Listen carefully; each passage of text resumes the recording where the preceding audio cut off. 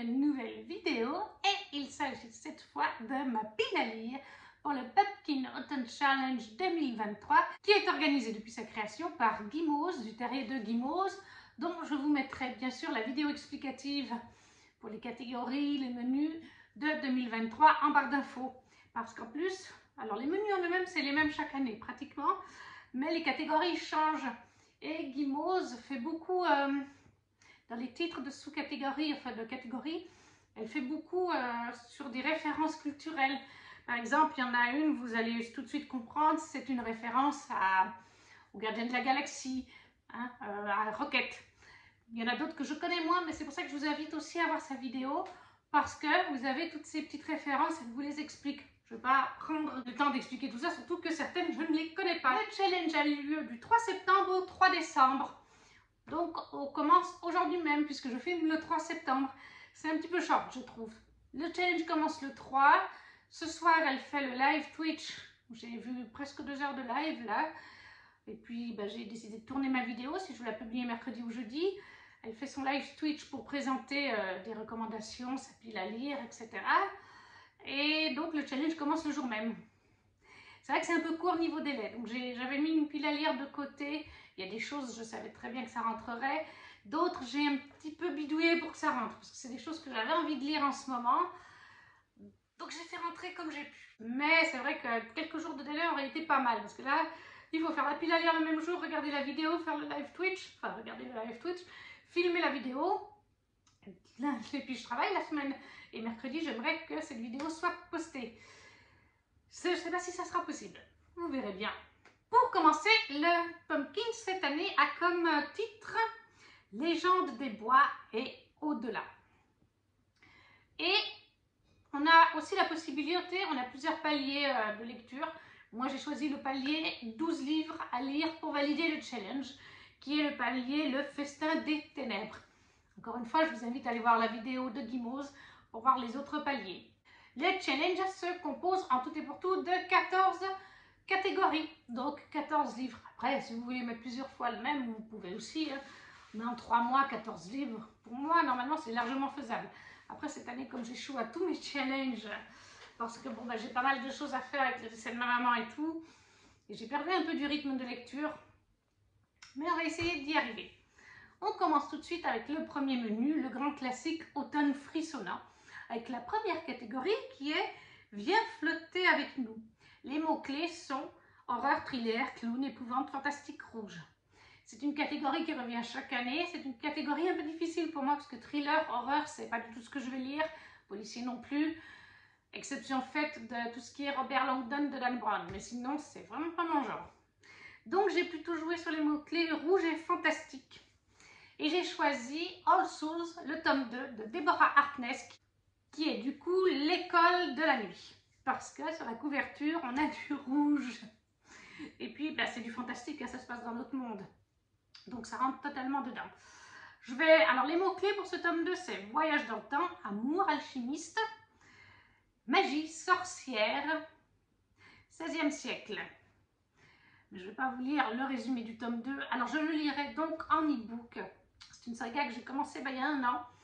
Alors, je ne sais pas si j'avais mis dans le Pumpkin Autumn Challenge, mais je sais que j'avais mis dans le challenge Frisson d'octobre qui viendra au mois d'octobre de chez Les Pépites de Gladys.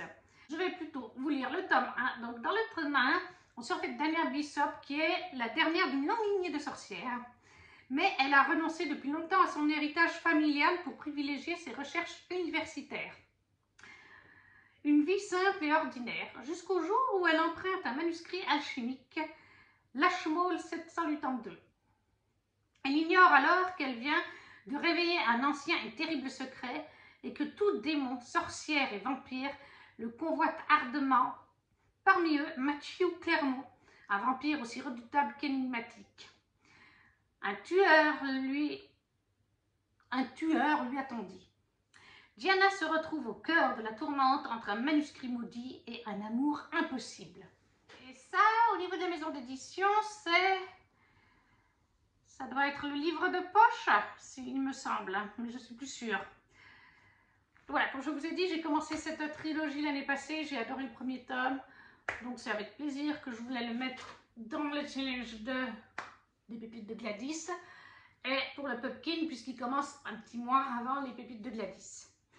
Dans la deuxième catégorie, nous avons l'enfer des backrooms avec comme mots-clés dimension parallèle, cryptique, labyrinthe, internet, mystère et légendes urbaines. Là, j'ai plutôt axé sur mystère et légendes urbaines. J'espère que ça va jouer. J'y ai mis là aussi en e-book parce que j'avais envie de commencer cette saga, mais il y a énormément de tomes. Kate Daniels, le tome 1, Morsure magique de Ilona Andrews. Parce que j'en entends parler, c'est Justine des Gardiennes de la Bibliothèque sur Instagram qui en parle tout le temps, elle adore. Et je ne sais plus qui d'autre, enfin il y a d'autres personnes qui en parlent de toute façon que je suis, qui adorent et forcément ça me donnait très envie. Les mots-clés sont donc magie, bitlit, aventure, fantaisie urbaine, humour, loup-garou. C'est pour le côté fantaisie urbaine, je me suis dit que ça devait peut-être aller avec légende urbaine, j'imagine. Et puis bon, il y a le côté mystère, parce qu'on nous parle de... À Atlanta, deux réalités s'opposent, celle de la technologie et celle de la magie. Pendant une vague magique, les mages sauvages lancent leurs sorts et des monstres apparaissent. Les armes à feu refusent de fonctionner et les voitures ne démarrent plus. Puis, la vague se retire aussi vite qu'elle est venue, en laissant derrière elle toutes sortes de problèmes paranormaux. Nous vivons une époque dangereuse, mais dans le cas contraire, je serais au chômage. Quand les gens ont des ennuis qui révèlent de l'occulte et que la police ne veut ou ne peut pas régler, on fait appel aux mercenaires de la magie comme moi. Mais quand un nécromancien anéantit la seule famille qu'il me reste, je n'attends plus les ordres et je dégaine mon sabre. Je pense que le côté mystère peut jouer parce que j'ai quand même l'impression qu'il y a un espèce de côté enquête, quelque chose comme ça. Puis les légendes urbaines, je pense que de la fantaisie urbaine, les loups-garous, c'est un peu des légendes urbaines. On va partir sur ce principe-là. Donc Kate Daniels, le tome 1 en e-book de Ilona Andrews, qui ça est paru chez les éditions Bookmark. En troisième catégorie, nous avons Perfectly Splendid, avec fantôme, famille, manoir, possession, drame gothique. J'ai joué sur les mots-clés fantôme et famille, ça c'est sûr, et possession, il me semble que... Oui, possession, il me semble que c'est le cas dans le premier tome, puisque j'ai mis Cassidy Blake, le tome 2, toujours en e-book, de V.E. Schwab, Victoria Schwab, parce que quand c'est pour les enfants, quand c'est du jeunesse, je crois que c'est Victoria Schwab, et quand c'est plus adulte, c'est V.E. Schwab. Et ça, c'est paru donc chez Lumen. J'avais aussi commencé pour le, pas le Pumpkin Nut Challenge, mais pour le challenge des pépites de Gladys, Frisson d'octobre. Celui-là, par contre, sera dans les deux challenges. Comme All Souls, d'ailleurs, il est dans les deux challenges. Pour ce tome 2, on nous dit en mots-clés fantôme, amitié, littérature jeunesse, Paris, aventure, pouvoir. On suit en fait une jeune fille, Cassidy, qui a vécu un événement quand elle était plus jeune, plus petite, qui fait qu'à présent, elle peut voir à travers le voile les morts, en fait, avec le voile. Elle a d'ailleurs un meilleur ami qui est un fantôme. Et elle va de ville en ville avec ses parents, enfin dans plusieurs pays, parce que ceux-ci font des reportages sur les fantômes, sur les phénomènes paranormaux, sans forcément y croire. Il y en a un des deux, si je me souviens bien, il n'est pas du tout croyant. L'autre, oui. Mais voilà, donc ils se déplacent dans le monde entier pour faire des reportages, parce qu'ils vont avoir une émission à eux. Et bien sûr, leur fille Cassidy part avec eux. C'est pendant les vacances d'été, si je me rappelle bien. Le premier tome était en Écosse, plein de fantômes par là-bas, bien sûr. Et ce deuxième tome est donc à Paris. J'ai pas vraiment besoin d'en savoir plus. C'est un jeunesse, ça se lit hyper facile, tout rapidement.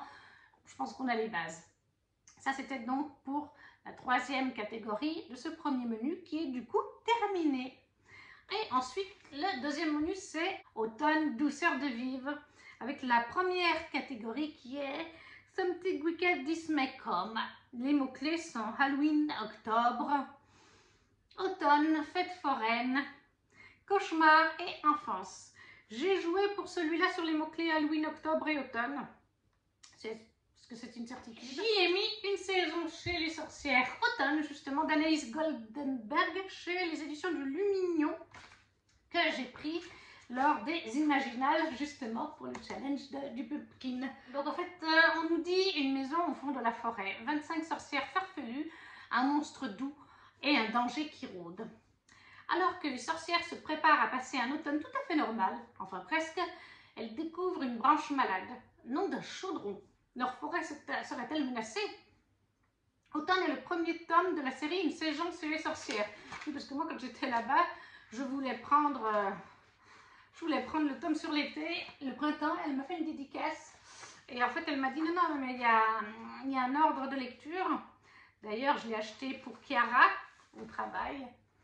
Et puis son frère, il a pris un autre livre. Voilà, il y a quelques petites illustrations. C'est un jeunesse, hein. C'est autant pour les enfants que pour les adultes. Voilà, une petite page de texte. Vous avez quand même du texte, hein. Je ne vous montre que des pages où il n'y a pas de texte. Voilà. Donc ça, c'est une lecture tout à fait doudou pour l'automne. Ça va se lire vite. Un petit peu chaque soir, après des grosses lectures, ça va être le top. Donc ça, chez Une saison chez les sorcières d'Anaïs Goldenberg, chez Le Mignon. Pour donc la catégorie Something Wicked This May Come. J'ai un accent en anglais toujours aussi bon. La deuxième catégorie, c'est Poupée de souvenirs automatiques à votre service. Avec un mot-clé épistolaire correspondant sentiment, émotion, amour, deuil, gratitude, guérison. Et là, j'ai pas mal hésité, mais finalement, j'ai décidé de le mettre là. Et puis, c'est pas plus mal parce qu'Amélie l'a aussi mis là.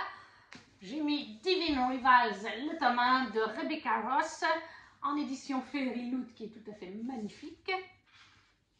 Je vous montre juste un petit peu, parce que vous l'avez vu que dans l'unboxing des Fairy Loot. Pour l'instant, vous n'avez pas encore vu le book haul, mais il est tout à fait magnifique ce livre. Avec le jaspage. Il tourne beaucoup en ce moment en VO, il a eu beaucoup de succès là, il y a quelques temps. Je pense qu'il sera traduit en français à un moment donné. Dans les mots-clés, on a guerre, journalisme, divinité, fantasy, young adulte, romance historique. Je l'ai mis là et Amélie aussi. Pour correspondance, sentiment, émotion, amour, je pense qu'on est dedans. Peut-être épistolaire aussi. Je pense que... Voilà, je pense qu'on est quand même pas mal. On nous dit, après des siècles, des centaines d'années ou des siècles, centuries, c'est des siècles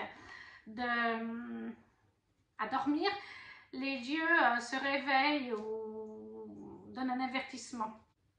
Une jeune fille de 18 ans, Iris Winnow, veut tenir sa famille ensemble avec son frère qui est forcé de se battre pour les dieux perdus sur la ligne de front, donc à la guerre. Une mère qui est dans sa peine. Hein. Iris décide d'essayer de gagner le prix du meilleur columnist promotion of the... de gagner un prix à la Haute Gazette, bref, la meilleure écrivaine, hein, rubrique, voilà. Mais quand les lettres d'Iris à son frère tombent dans les mauvaises mains, celle magnifique mais froide de Ramon Kitt, son rival au journal, une connexion magique va se former. Ils sont au milieu d'une guerre magique, d'une mystique guerre.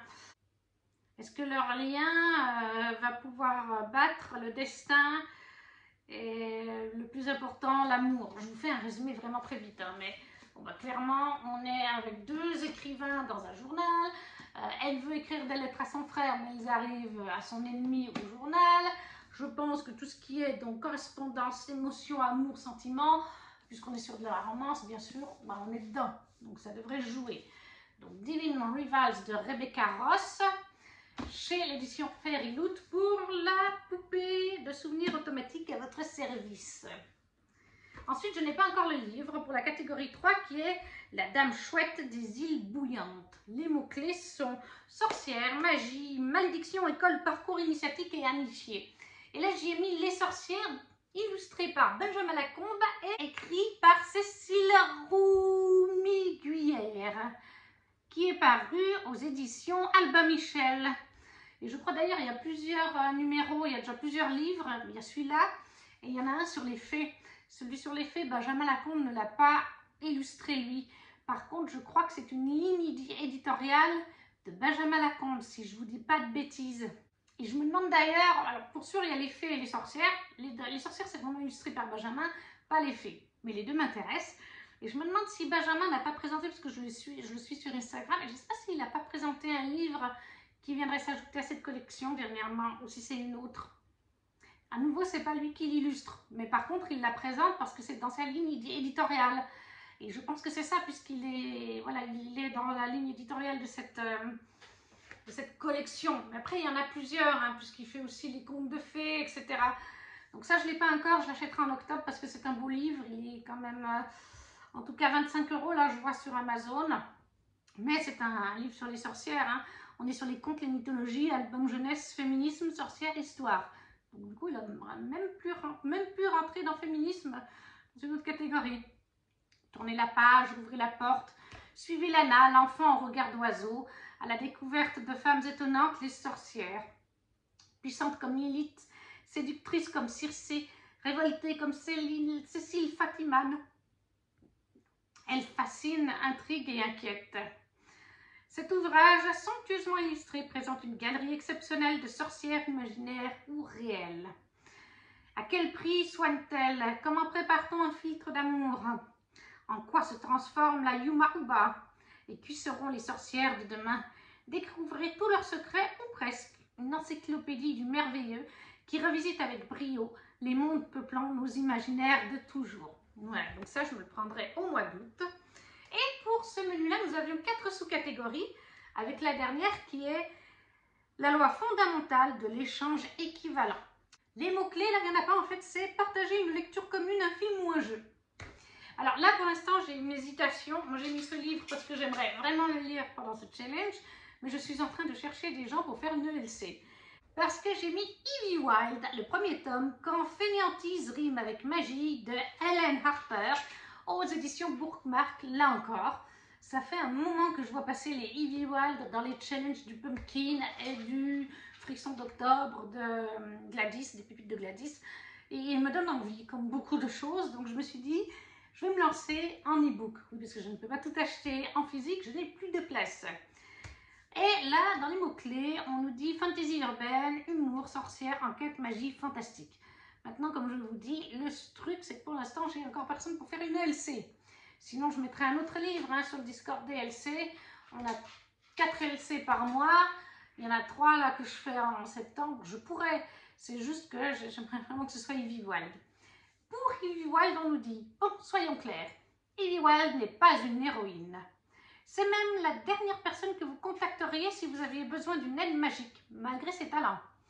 Si ça ne tenait qu'à elle, Evie passerait ses journées affalée dans le canapé devant la télé, paquet de chips à la main, à papoter avec son familier félin jusqu'à ce que mort s'en suive. Mais quand elle se retrouve victime d'une erreur d'identité, elle est embarquée malgré elle à la branche arcane, le département d'investigation de l'ordre hermétique du crépuscule d'or. Les problèmes se multiplient quand un objet de valeur est volé au nez et à la barbe des représentants de l'ordre, et le fait d'être lié magiquement à l'Adeptus Exemptus Raphaël Winter ne fait qu'empirer la situation. Il a peut-être un regard couleur saphir et le corps d'un mannequin, maillot de bain, mais pour Evie, il représente tout ce qu'il y a de soporifique dans le boulot de sorcier. Et s'il l'oblige à retourner à la salle de sport, juré, elle le transforme en crapaud. Voilà, donc clairement, de toute façon, il y avait dans les mots-clés le fait que c'était humoristique. Et je pense qu'on a bien compris qu'il y avait de l'humour. Ça, c'était donc pour le menu automne douceur de vivre. Maintenant, on passe au menu automne des bois et au-delà, le nom du challenge cette année. Et la première catégorie, c'est pomme alors, c'est le goût de la tarte aux amandes. Les mots-clés, il y en a beaucoup. Animaux, mémoire, intergénérationnalité, gourmandisme, altruisme, tendresse, aide et guide. Je pense que quand vous avez tous ces mots-clés, vous vous doutez peut-être, avec en plus le titre du menu. Moi j'ai choisi, et je sais que Guimauve s'est inspiré pour cette catégorie, de Mémoire de la forêt, de Michael Brun-Arnaud et illustré par Sanoé. Donc j'ai choisi de me lancer, parce qu'il est dans ma wishlist, le tome 1, depuis plus d'1 an et que je n'ai pas encore lu. J'ai décidé de me lancer, mais ce sera pas en physique. Je voudrais l'acheter parce que je crois qu'il y a des magnifiques illustrations, mais j'ai vu passer sur internet justement que il allait sortir en audio et que dans un audio avec des chansons, des bruitages, il y a plusieurs voix qui vont faire les différents animaux et Gimose va justement jouer un des animaux et je crois que ça sort en octobre ou septembre. Mais en tout cas, ça sort pendant le Pumpkin et ce sera disponible aussi sur Audible. Comme j'ai un abonnement basique sur Audible, eh bien, je me le prendrai pour lire en audio et peut-être même que je le lirai en voiture avec les enfants. Parce que c'est clairement un livre, ils vont avoir 9 ans en octobre, je pense que ça peut être très bien abordable pour eux. Dans ce récit, au niveau des mots-clés, on a animaux, maladie d'Alzheimer, littérature jeunesse, amitié, aventure, mémoire. On est complètement sur la catégorie, je vous dis, Guimauve s'est basé dessus. Dans la forêt de Belle-Écorce, au creux du chêne où Archibald Renard tient sa librairie, chaque animal qui le souhaite peut déposer le livre qu'il a écrit et espérer qu'il soit un jour acheté. Depuis que ses souvenirs le fuient, Ferdinand Taupe cherche désespérément à retrouver l'ouvrage qu'il a écrit pour compiler ses mémoires afin de se rappeler les choses qu'il a faites et les gens qu'il a aimés. Il en existe un seul exemplaire déposé à la librairie il y a des années. Mais justement, un mystérieux client vient de partir avec. À l'aide de vieilles photographies, Archibald et Ferdinand se lancent sur ses traces en forêt, dans un périple à la frontière du rêve, des souvenirs et de la réalité. Voilà, tout le monde dit que c'est une lecture doudou, même si c'est une thématique assez forte quand même. Donc j'ai très envie de le lire et de savoir qu'il va sortir en audio avec des bruitages, des chansons, différentes voix. Ça donne clairement envie. La deuxième catégorie, c'est Légende de la hache noire. Les mots-clés, nous avons médiéval, chevaleresque, quête, épopée, illustré, fantasy. Et moi j'ai mis les mots-clés illustré et médiéval, je pense qu'on correspond un petit peu. Peut-être quête aussi, mais je ne suis pas sûre.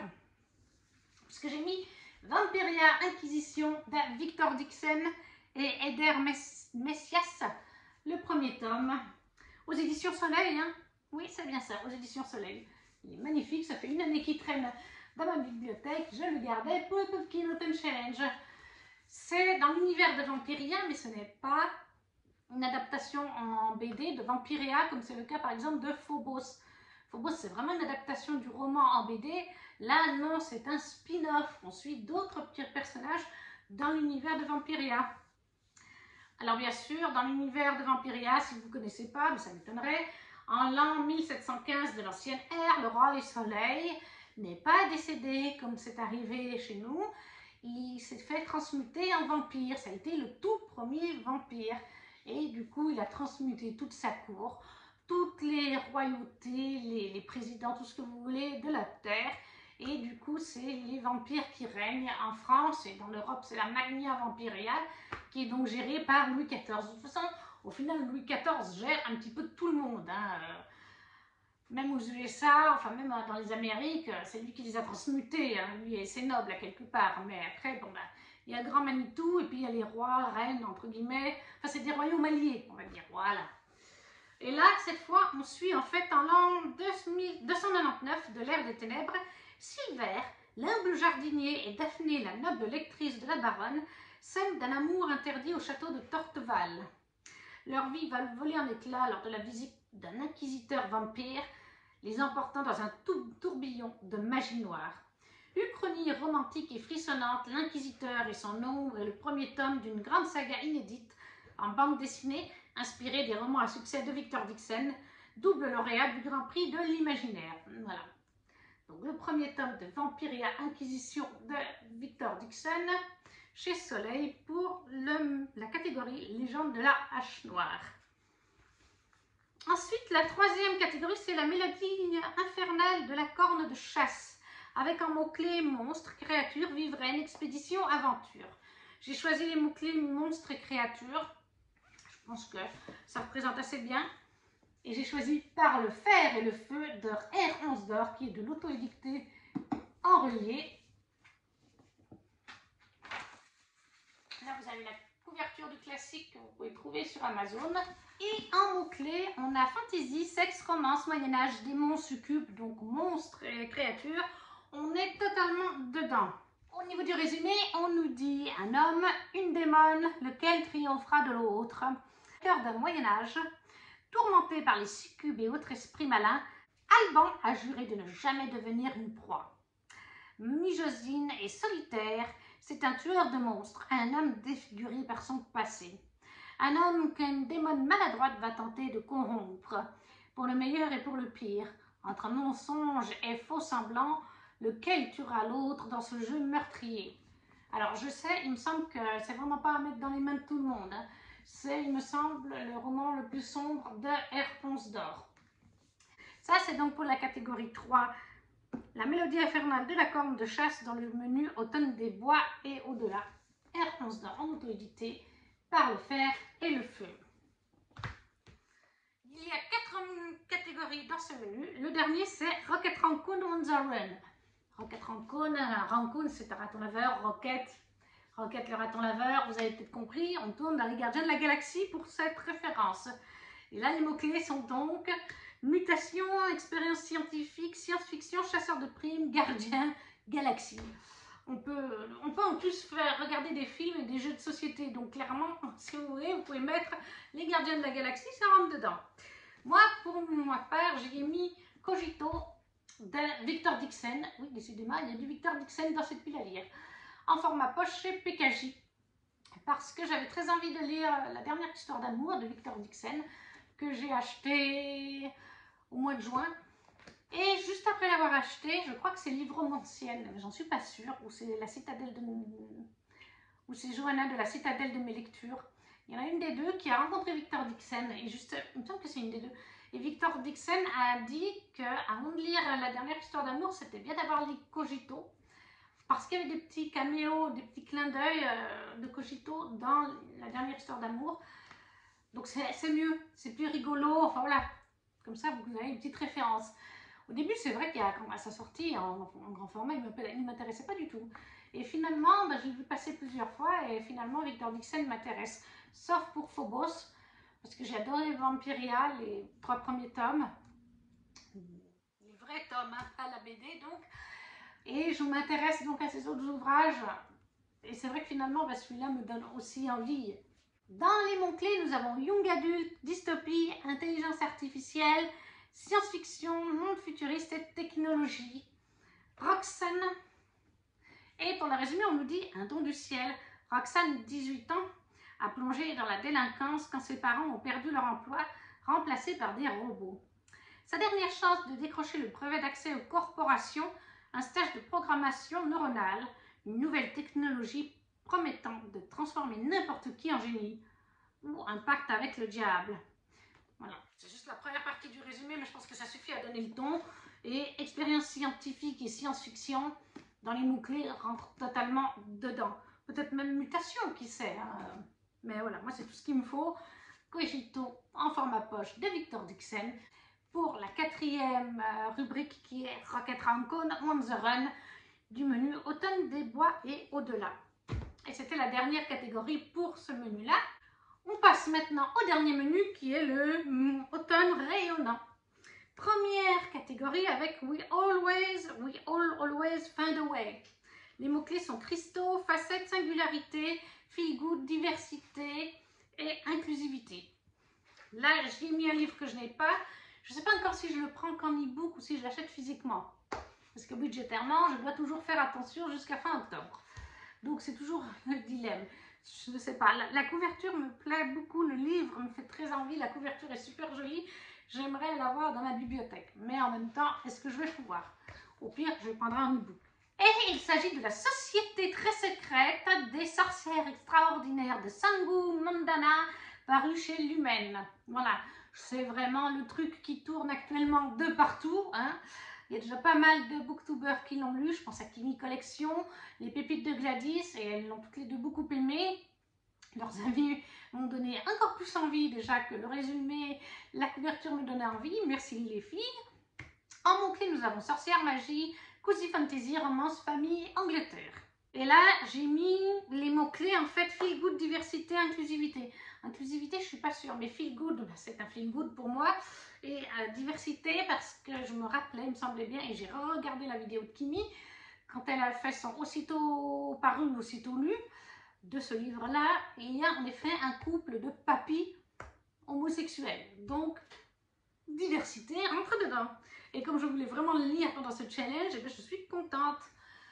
Le résumé est un peu long, c'est du Lumen, hein, mais on y suit en fait, donc j'ai pas envie de le relire, de mémoire de ce que Kimi et les pépites de Gladys en l'ont dit.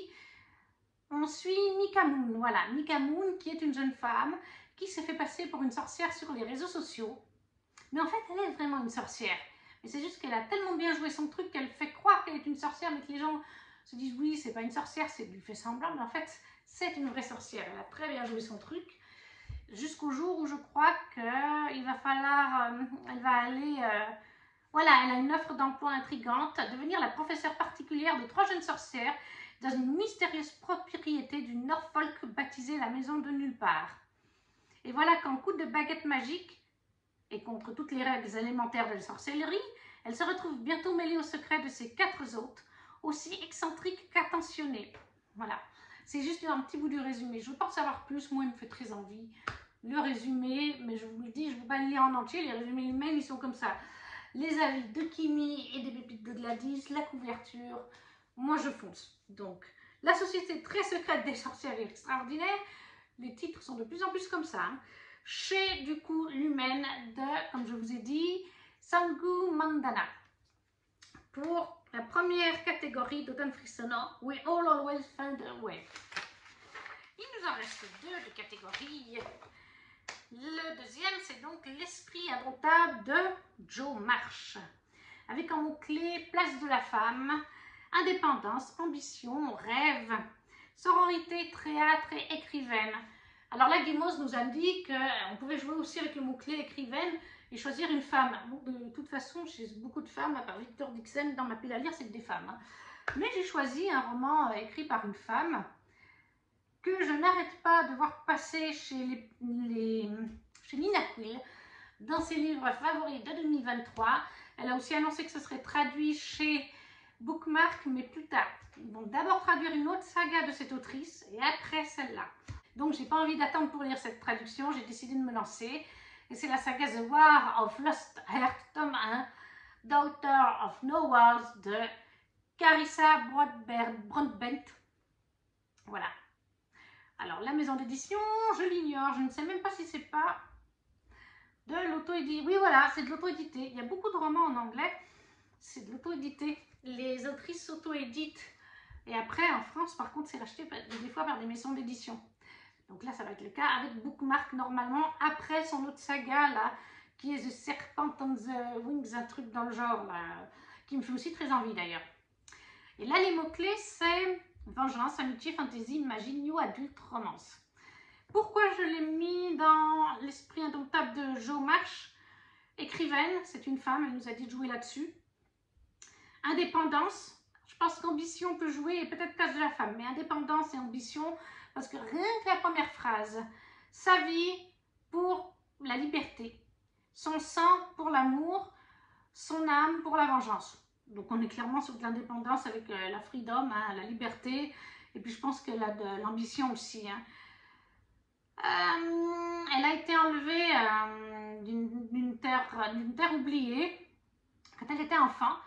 Tisana a appris à survivre avec rien, si ce n'est à part son toucher magique, une touche de magie, son toucher magique et Sharpwit. Ça doit être une sorte d'épée, j'imagine. Hein. Mais la nuit où elle essaie d'acheter sa liberté, elle échappe à peine à... Alors, elle en réchappe à peine avec sa vie. Elle a failli se faire donc tuer. Désespérée de sauver son meilleur ami, ou sa meilleure amie, qu'elle a laissé derrière, Tisana va voyager va faire un voyage pour l'ordre, l'organisation la plus puissante de la magie de cet univers. Mais elle va devoir, pour rejoindre leur rang, elle va devoir faire un apprentissage avec Maxentarius Farlion, un mec magnifique, voilà, il a l'air de faire du feu. Voilà. C'est toujours pas facile quand je vous lis en anglais en live, hein. Moi, je sais, la phrase, elle tourne dans ma tête, je la comprends, mais traduire en français, c'est plus dur. Mais en général, je comprends mes livres. Hein. Je veux dire, j'ai compris Crescent City, le tome 1 comme le tome 2, je l'ai lu avec Amélie. J'ai compris 90% de ce que je lisais quand j'allais demander à Amélie est-ce que j'ai bien compris. Elle me disait oui, t'as très bien compris. C'est juste que des fois, pour moi, faire la traduction en live comme ça dans ma tête pour vous, c'est pas la chose la plus évidente. Mais voilà. Donc clairement, moi je pense que écrivaine, comme je vous l'ai dit, on l'a, et indépendance et ambition, je pense qu'on les a. Et peut-être bien donc du coup la place de la femme, j'imagine qu'on est encore avec une héroïne badass. Donc voilà. Mais ça c'est donc le tome 1 de The War of Lost Earth de Carissa Broadbent en auto-édité pour la deuxième catégorie qui est l'esprit indomptable de Joe Marsh. La dernière catégorie c'est je ne sais pas le dire, Erwin Morin. Elle l'a expliqué, je ne sais plus en quelle langue c'est, je ne sais pas si c'est pas de l'irlandais. Et Maureen, c'était une personne de la communauté Booktube, qui est Booktube ou Bookstagrammeuse ou un peu des deux, qui était depuis de très nombreuses années, c'était une des premières à faire des vidéos, à parler littérature sur les réseaux, et elle est décédée en 2023. Voilà. Ils en avaient aussi parlé lorsque j'étais aux Imaginales. Je crois que c'était à la conférence que j'ai suivie avec Annatrice et Alexiane Delis et d'autres autrices. Enfin, il y avait une auto-autrice et une agente d'une des maisons d'édition célèbres, plus une dame qui fait partie de l'univers littéraire pour l'interview.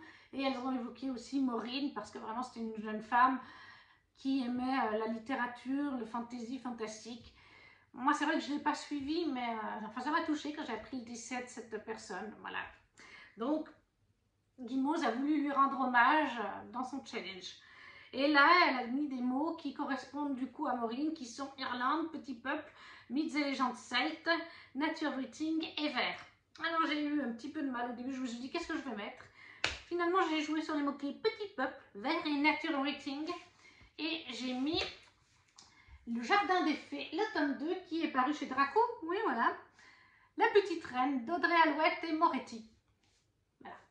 En plus, ça me ferait finir une duologie parce que normalement, hein, de ce que j'ai vu, c'est une duologie. J'ai lu le premier tome il y a une année. Et quand on va vraiment sur la maison d'édition, c'est bien marqué sur la page de la maison d'édition 2 sur 2 sur ce roman. Mais il y a des gens dans un live de livre romanciel, enfin je ne sais plus qui, mais dans un live, il y a des gens qui disaient non mais il va y avoir une suite, ça a été dit sur Instagram. Alors est-ce que peut-être c'est une suite mais en 2 tomes à chaque fois, donc là on conclurait la première histoire en 2 tomes et qu'une nouvelle dans le même univers avec le Jardin des Fées, mais avec un autre titre peut-être. Voilà, peut-être que c'est par 2 tomes à chaque fois. En tout cas, moi ça me permettrait de finir cette première duologie puisque c'est vraiment marqué 2 sur 2 sur leur site. C'est une BD que j'ai beaucoup appréciée. Il va falloir que je relise la première quand même parce que ça fait un moment. Mais les images sont tout à fait jolies. Et on est donc sur, bien sûr, un petit peuple, hein, comme vous avez compris. Et puis on est dans la nature, hein, donc nature writing, on y est. Et il y a beaucoup de vert, hein, forcément. Je ne sais plus du tout ce qu'on nous dit. Pour le tome 1, on nous disait « Elles exaucent votre souhait, mais elles en meurent. Règle 1. Le berger doit garder secrète l'existence des fées. Règle 2. Jamais il n'exigera de vœux, car chaque vœu tue la fée qui l'exauce. Règle 3. Il leur fournira des fleurs pour qu'elles conçoivent le miel qui soigne tous les maux. Règle 4. Pour cela, il ira sur les routes et un jour il leur trouvera enfin un jardin. Une enquête féerique à la croisée de Beatrix Potter, de l'affaire des fées de Countingley et du jardin secret de F.H. Brunette. Voilà, j'avais passé un bon moment et ça faisait un moment qu'elle était sortie, cette deuxième BD. Et il y a quelques semaines, je me suis dit, il y a quelques semaines, là j'étais à Intermarché et il y avait le Jardin des Fées, il y avait tous les carnets de cerises, il y avait la boîte à musique.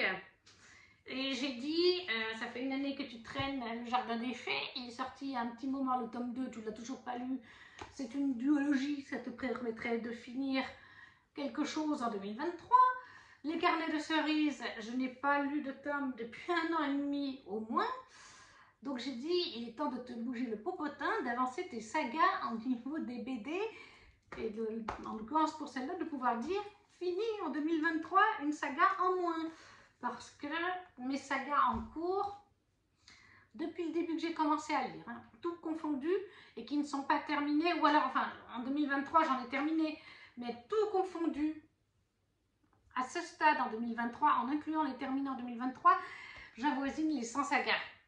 Alors bon, comme je vous dis, il y en a qui sont terminés en 2023, mais dans les prochains mois, j'aimerais bien terminer d'autres, histoire de descendre en dessous de 100, parce que là en plus, je vais en commencer des nouvelles avec l'automne chez les sorcières, les Divine Rivals, Vampiria Inquisition, et puis il y a d'autres choses que je vais commencer, donc voilà. Pour ma pile à lire, je me suis fait aussi des petits... je trouvais ça sympa, j'avais commencé l'année passée, il me semble. Des petits papiers avec les titres des romans. Ça, c'est tous ceux que j'ai pas encore, que je dois acheter en physique, comme les sorcières, ou qu'il va falloir que j'achète l'e-book dans les prochains jours, ou alors encore comme les LC, c'est-à-dire la LC de Ivy Wall, si j'arrive à la faire, et puis celle de Divine Rivals, parce qu'on la commence directement ce soir, donc je n'ai pas mis dedans. Mais tous les autres qui sont déjà tout prêts, que j'ai à la maison, sont là, et tous ceux que j'ai encore à acheter en e-book ou en physique sont là, parce que c'est sûr que je ne vais pas les mettre.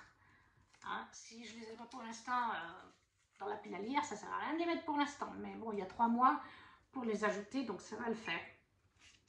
Et voilà, la vidéo est maintenant terminée. Voici la petite pile à lire des livres physiques, mais il me manque donc le livre des sorcières et peut-être celui de, comme je vous ai dit, de le Lumen, la société très secrète des sorcières, extraordinaire, que je ne sais pas encore si je prends en physique. Sinon, ça me fait 6 ou 7 livres en e-book. J'ai vraiment partagé, je manque de place, je ne peux plus prendre tous les e-books, tous les livres physiques que je veux. Et de toute façon, financièrement, jusqu'à fin octobre, il faut faire des choix. Après, une fois que je serai propriétaire, ça ira mieux. Mais pour l'instant, voilà. Donc, j'ai fait une pile à lire moitié-moitié, moitié numérique, moitié physique. J'espère que la vidéo vous aura plu. N'hésitez pas à me dire s'il y a des livres qui vous font envie, si vous les avez déjà lus, ou si vous participez au challenge, j'irai voir votre vidéo. Si vous ne savez pas quoi mettre en commentaire, vous laissez juste un petit emoji, ça fait toujours plaisir. Un petit pouce, à partager la vidéo. Et nous, on se retrouve très vite pour une prochaine vidéo qui, je pense, si je ne me trompe pas, sera une autre pile à lire, celui du Grec Mythologie de Nina, j'allais dire, de Kimi Collection. Parce qu'il me semble qu'elle doit la publier mercredi, si je ne me trompe pas. Donc la semaine prochaine, ça risquerait d'être cette pile à lire, qui ne sera pas du tout pareille que celle-ci. Je tiens à préciser. Ce qui veut dire que celle-ci, il va falloir que je la lise sur 2 mois à peu près, puisque Grec Mythology sera sur 1 mois normalement. Et sur ce, on se retrouve très vite pour une prochaine vidéo. Ciao, ciao!